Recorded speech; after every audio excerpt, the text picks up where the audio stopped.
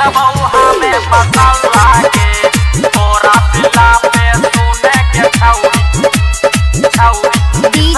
हमें मसाला के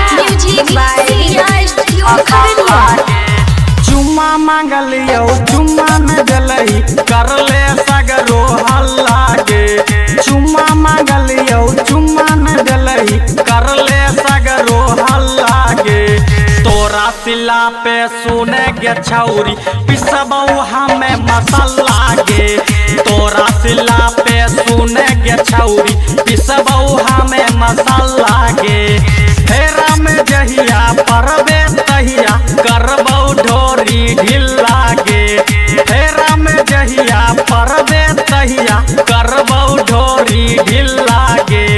तोरा सिला पे सुने के छौरी पिसबऊ हमें मसाला के तोरा सिला पे सुने के छौरी पिसबऊ हमें मसाला के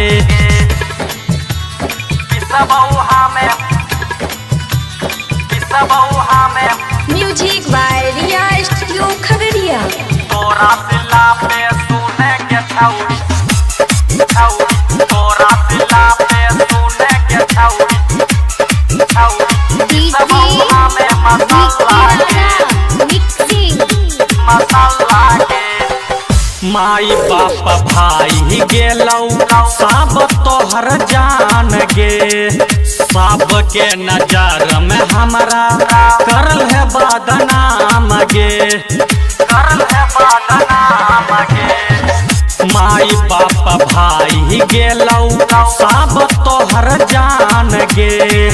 सब के नजर में हमरा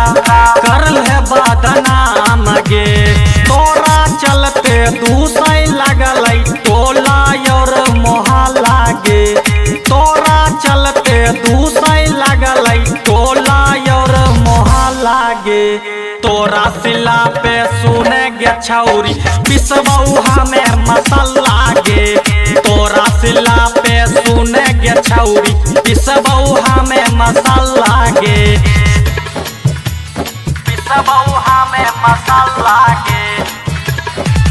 म्यूजिक बाय रिया स्टूडियो तोरा सिला खगड़िया। पे सुने के छौरी पिसबऊ हमें मसाला के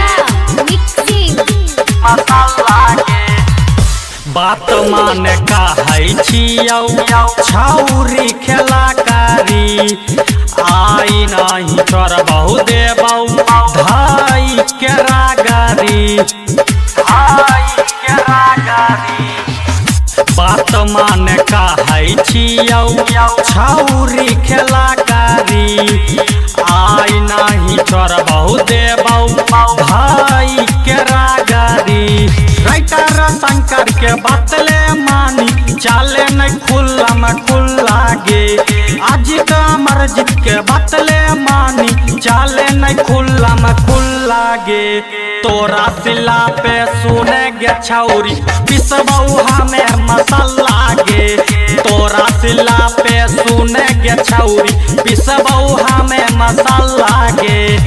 recording by Riya studio Khagaria Bhadas.